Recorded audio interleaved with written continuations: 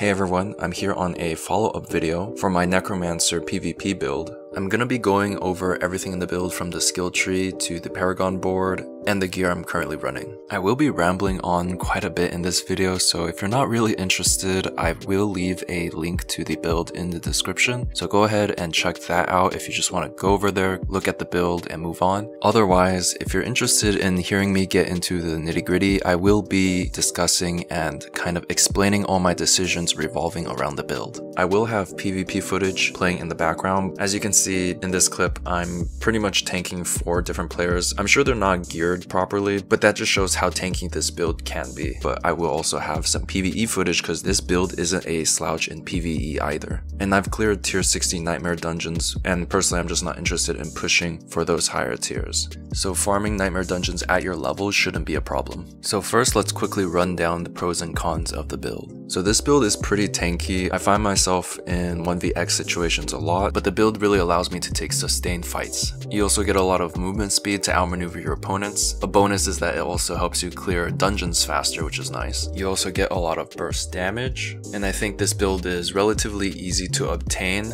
There's not really any piece that's 100% mandatory. The items are pretty flexible. So for the cons, I would say that the build does lack sustained damage, and a lot of that has to do with the resource generation problems it has. You're gonna need to manage your resource a bit more than other builds. And lastly, you do need a little bit of setup with the build, especially revolving around corpse tendrils, but we'll go over that later. Okay, so before we get into gear, let's go over some of the stats we'll be looking for when we're picking up gear.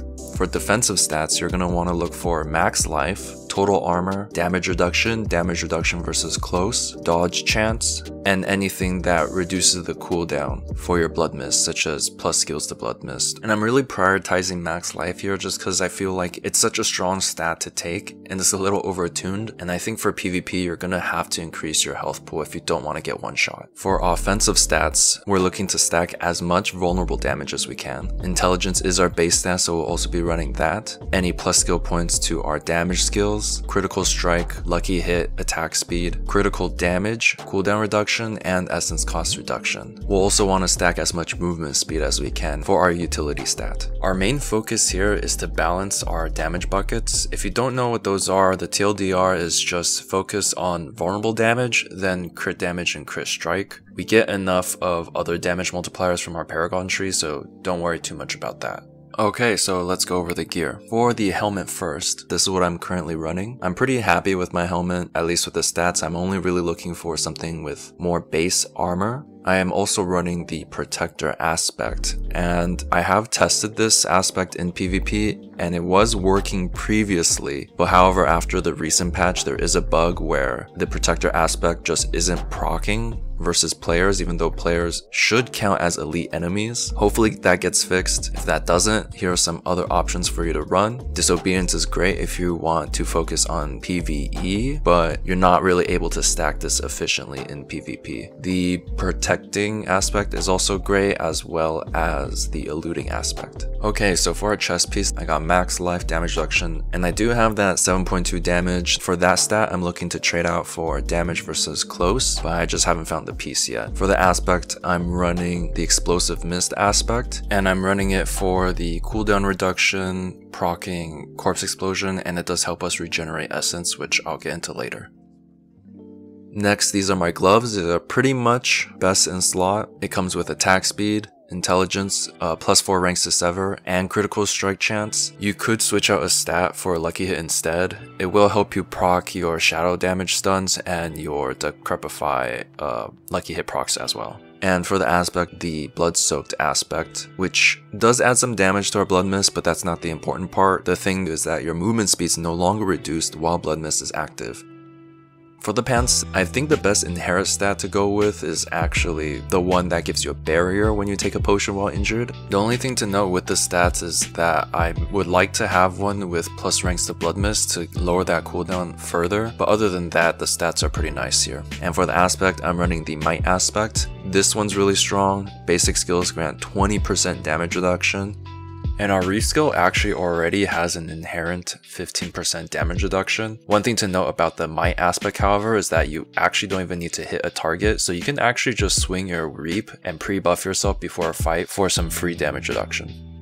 The next piece of gear I'm running are my boots. I think the max evade charges are non-negotiable. I think they're just the best inherent stat. Of course, I'm running movement speed. I could get higher ranks to corpse tendrils for cooldown reduction on corpse tendrils for more uptime, but for now this is okay. The aspect I'm running is the Ghost Walker's aspect, and this might look kind of weird at first. It says while unstoppable and for 4 seconds after, you gain 10 to 25% increased movement speed and can move freely through enemies. Now, the interesting thing about this aspect is that it actually does apply to Blood Mist, even though Blood Mist says you are immune and it doesn't mention unstoppable. But I think the game codes it where immunity also includes unstoppable, and so whenever you use your Blood Mist, you're gonna get a movement speed bonus, and this kind of turns our Blood Mist into a movement skill instead of something that slows you down. Granted, it does take 2 aspects to get this to work, and I can see another option where you would just give up all your movement speed in order to be tankier, but for now I'm really enjoying this aspect because it kind of lets me pick my fights as well as reposition and while my Blood Mist is recharging. Other noteworthy items for the boots are the Greaves of Empty Tomb. You would think that this is great for Sever build. I have tried it. It does boost your damage by a decent amount, but I just can't justify sacrificing the movement speed bonus and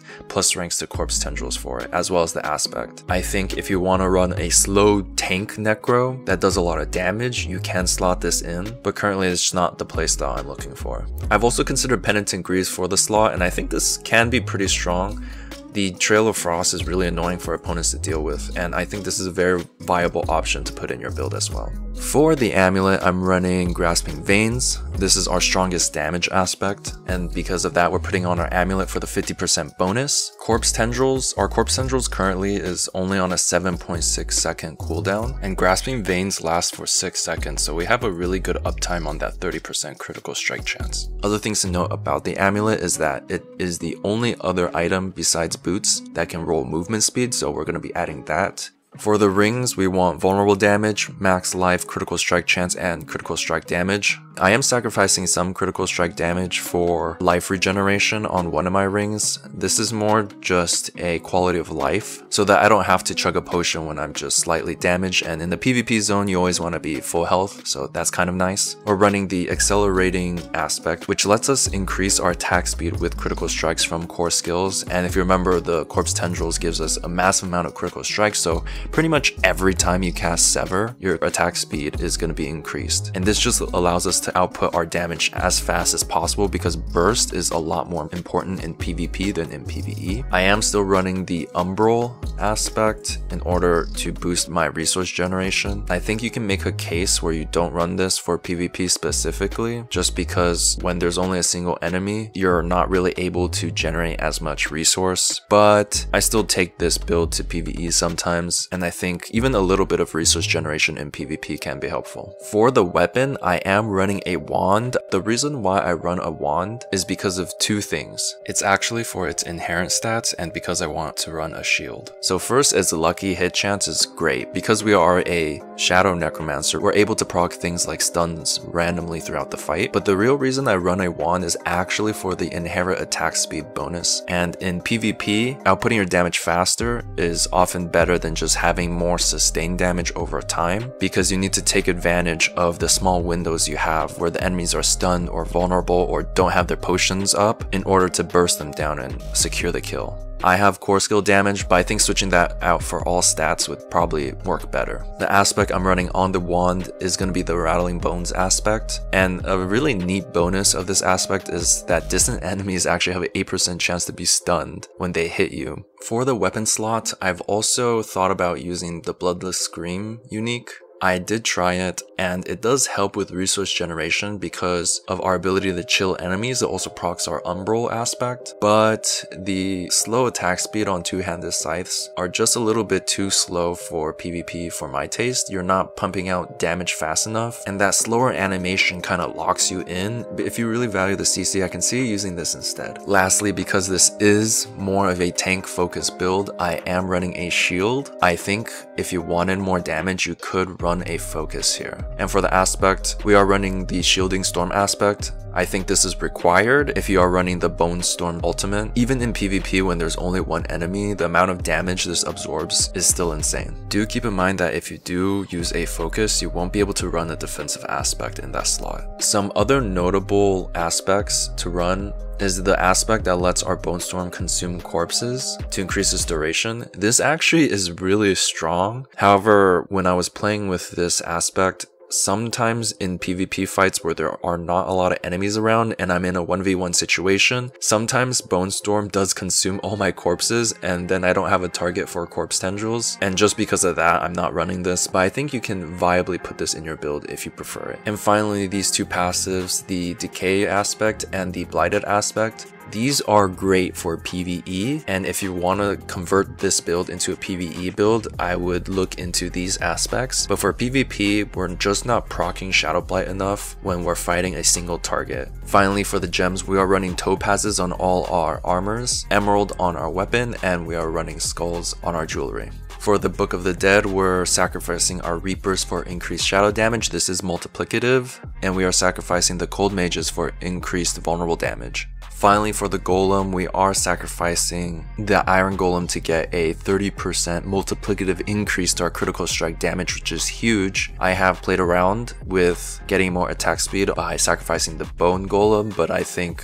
hands down the Iron Golem just gives us way more damage. Moving into our skill tree, we're taking Reap for our first skill. It gives us an instant corpse on demand, which is great in PvP because we can't really rely on other corpses being in the area. Next, obviously, you'll want to run Sever since this is a Sever build. We are going for Paranormal Sever in order to get extra vulnerability uptime. I am running Imperfectly Imbalanced, however, if you feel like you do have enough damage or you feel like you run out of essence too fast, I can definitely see you taking this out and putting it somewhere else. Even though we're not running any sort of corpse explosion on our skill bar, we are getting Hewed Flesh. Having the extra corpses spawn is great, which allows us to have more targets for our corpse tendrils, and it also gives extra corpses for our Blood Mist to pop. Next, of course, I'm running Blood Mist for PvP. This is your only get out of jail card. Sometimes you can live through CC with the tankiness of this build, but having Blood Mist not only allows you to escape stun locks, but it does so much else for us. It gives us movement speed, it helps us regenerate essence with the Grim Harvest passive. I am running Corpse Explosion, and we are also taking Blighted Corpse Explosion to switch the skill into a Darkness skill. This isn't really for the damage, but it's actually so we can have more procs with our shadow damage. Next, we're running Death's Embrace. You take less damage and do more damage to enemies close to you. This is a no-brainer. And I'm running Decrepify. Decrepify does a lot for us here. It's pretty much a permanent slow on your enemy, a permanent damage reduction, but it also adds Lucky Hit for a chance to stun them, which just adds to our overall CC. And the Abhorrent Decrepify actually allows us to reduce our cooldowns quite more often than you'd expect, giving us access to Blood Mist just that much more. I am not running Amplified Damage.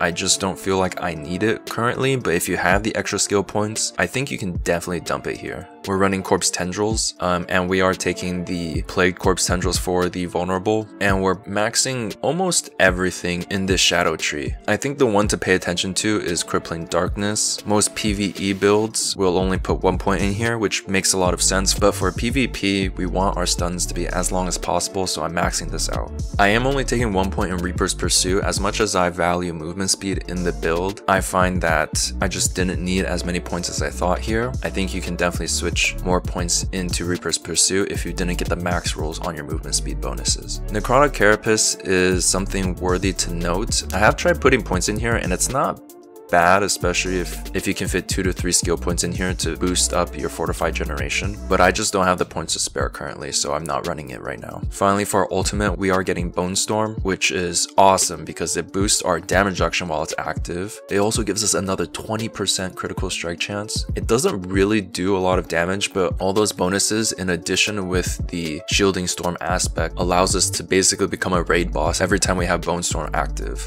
And this is where Abhorrent Decrepify comes comes in, and it actually does reduce the cooldown of Bone Storm quite often. I am running Inspiring Leader just to get that bonus 12% attack speed because we just want to output as much damage as fast as possible. Stand Alone and Memento Mori are just no-brainers because you're not running any minions sadly, but currently minions just take up too many skill slots, so it doesn't really make sense to use them for PvP. And finally, to top off the skill tree, we are running Shadow Blight. It is great for the 10% bonus damage, but our build doesn't really revolve around it as much as other Sever builds do. And here's just some final thoughts for the skills we're taking. I think the core skills for PvP Necros are going to be Blood Mist, Decrepify, and Corpse Tendrils. I think these are somewhat non-negotiable. Bone Storm is really strong, especially with the aspect, but if you do want to free up an aspect slot, I can see you maybe taking Corpse Explosion instead for Essence Generation. Reap is really great to have, and if you want to go for the tank variant, I think that you have to take Reap. But if you're going to go for a more Glass Cannon build, I think you can actually take out Reap and just try to rely on the corpses around. Funnily enough, for this Sever build, I actually don't think Sever is that important for the build. I can easily see you switching this out for Bone Spear, but I just like the look of Sever. I think Sever is easier to hit. I like how Sever is a shadow skill and proc stuns, and so that's why I take Sever. Okay, and we're finally gonna get into the Paragon tree. So for the Paragon tree, I just want to go over some of my thought process when going through the Paragon tree. I've spent a lot of time in here trying to optimize my Paragon points as much as possible, and I found that glyphs are going to be the main power source that helps boost your build and increase its damage. So we are going to be focusing a lot on our glyphs. I'm not going to go over everything as I will have a build link in the description, but to kind of generalize here, we are taking any armor nodes we go along the way just because we want to be as tanky as possible. For the first board, I am taking the Sacrificial Glyph. That is a multiplicative 10% increase to your damage, which is why I'm taking it. It also boosts the armor. Moving to the second board, we are taking the Wither board. We are not actually taking the Wither node just because we're focused on Sever and not on damage over time, so this isn't really benefiting us. I think you can make a case to take Dragging Shadows, but I just don't have enough points to grab it, and the only shadow damage over time we have are Corpse Explosions during our Blood Mist, and we're not taking damage while we're in Blood Mist anyways, so I just didn't really see a big reason to take this. We are taking stuff that does have damage to elites. I'm pretty sure this is supposed to work against players.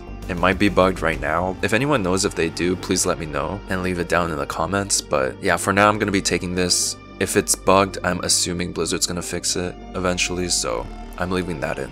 For the second glyph, we're taking the Essence Glyph. More critical strike damage with our core skills. We're trying to balance our damage buckets. And then moving to the left, we're going to be taking the Scent of Death board. Scent of Death, the node itself, is pretty strong. You're not really ever going to have no corpses near you since you kind of start the fight with Reap, but you're going to pretty quickly get 2 corpses nearby, which gives us 15% damage reduction. For the glyph slot, we're taking the Darkness glyph socket. It boosts our shadow damage, but the main reason why I'm actually taking it is because you take less damage when you do shadow damage to an enemy, so this just adds to the overall tankiness. And I forgot to mention, do keep in mind, we are trying to maximize a lot of the bonus points for the glyphs. As you can see, I'm taking a lot of willpower near the glyph instead of using it to travel farther into other boards. I just think glyphs account for a vast majority of the stats you're getting from the Paragon board, so make sure you focus on the glyphs and to level them up. After this board, we're going to run down here to the Bone Graft board. We're actually only taking this board just for the maximum essence and essence on kill. This helps your resource management by a lot, and I can't overstate that, especially for PvE where you're running essence on kill, but it also helps a ton for PvP. We're also gonna put in our control glyph onto this board. It's gonna add a lot of damage. We're not really worried about maximizing all the intelligence around the board because we can't really rely on our opponents being crowd controlled in PvP. So because of that, we're just making sure we at least fill in the additional bonus, and then you can move on. Finally, for the last piece of the build, we're gonna grab the Flesh Eater board. We are gonna grab the Flesh Eater legendary node. You aren't really consuming corpses all that often, but when it does proc, that 40% increased damage is insane, and you'll end up popping opponents sometimes and not realizing why because of this node. So yeah, if you want to put these points somewhere else, I think you can definitely do that. And for the glyph socket, finally, we are going to be running the Exploit glyph socket. This is really important because we have a pretty hard time stacking high amounts of vulnerable damage, so getting this glyph and making sure sure you grab all the available decks in the area is going to be important for maximizing your damage. I would also recommend slotting in the exploit glyph earlier into your leveling just to help with balancing your damage buckets, so you don't have to wait all the way till endgame to slot this in. And I think everyone's board should be different. You may not have all the altars of Lilith completed for your stats, or maybe you have a lot of all stat gear.